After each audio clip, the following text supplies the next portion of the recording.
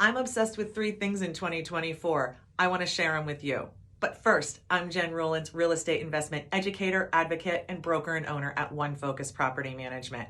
I am obsessed in 24 with abolishing the terms good tenant, bad tenant. There's so much wrong with these terms. First of all, good and bad tenant, there's a lot of coded language and implications there, and they're discriminatory, and it's not fair. The other thing that's wrong with that is that good and bad applies a moral judgment to a person in a business relationship with you.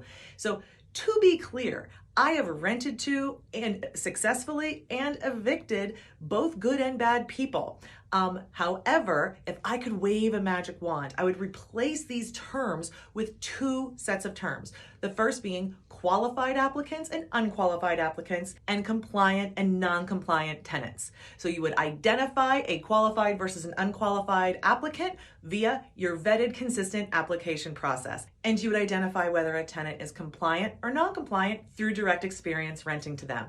Those terms are so much more preferable to good and bad tenant. This is the second one, the leasing and renewal decision. And I know, but hear me out.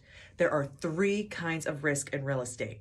There's market risk, asset risk, and tenant risk. All right, let's talk about market risk. That's how is the economy doing? What's happening in your community? What is job creation like? Census, demographics, all of this.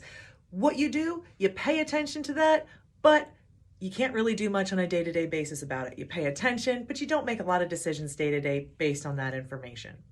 The second one, asset risk. This is the risk that something's going to happen to your asset that is going to cost money to fix. So maybe there'll be a storm and there's damage to the roof.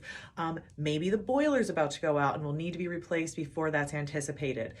The things you do to manage that, you have that property inspected and you perform preventive maintenance, making sure you get the best value you can out of all of those repairs that you make.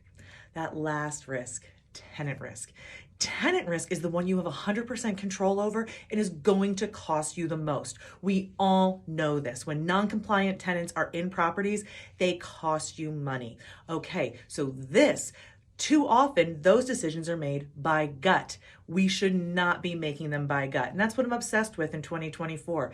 At OneFocus, we're bringing more and more data and studies to our leasing and renewal decisions, quantifying them, making them data-based, making sure that we're making more consistent decisions that overall perform better for our clients. So those decisions I'm getting more and more obsessed with this year. The third one is storytelling. Storytelling has so much power, and I have a teeny tiny platform here online. I've got a bit of a bigger platform here in my market locally, and I have something of a platform nationally through my work with my trade group. So I get to have priorities for how I spend that time, and I think using storytelling on those platforms can help me achieve increased representation for women and minorities in real estate investment, which is incredibly important. This industry needs more diversity in order to succeed through these cycles, and I just cannot say enough how when we don't see it, we can't be it. So storytelling makes an impact there.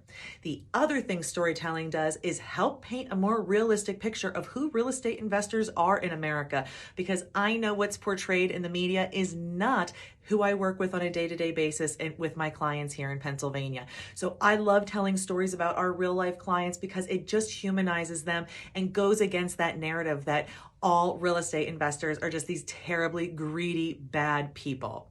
So storytelling, something I'm obsessed with in 2024.